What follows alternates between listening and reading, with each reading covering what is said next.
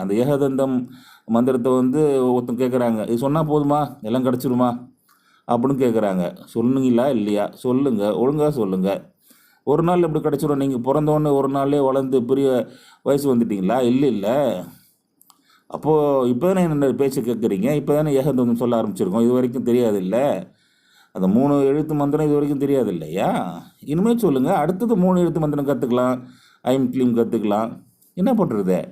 அதுக்கு ஸ்ரீவித்யாவோட விஷயங்கள் வேணும், பர்மிஷன் வேணும். அது இங்கே கொடுத்தா தானே கொடுப்பாங்க.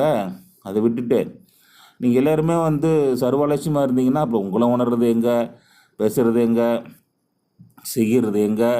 நம்ம வந்து எல்லாமே தெரிஞ்சுக்கிட்டு நம்ம உணர்ந்துக்கிட்டு நம்மளுக்குள்ள கஷ்டங்கள்லாம் விட்டு வெளில வர்றது அப்போது போ, பழகி போச்சு போ, இது தானே கஷ்டங்கள், பழகி போச்சு, இப்படியே இருந்துடலாம் அப்படின்னு தான் இது வரைக்கும் இருந்துக்கிட்டு இருக்கீங்க அத்தனை பேருமே, இல்லைங்களா? ஒவ்வொரு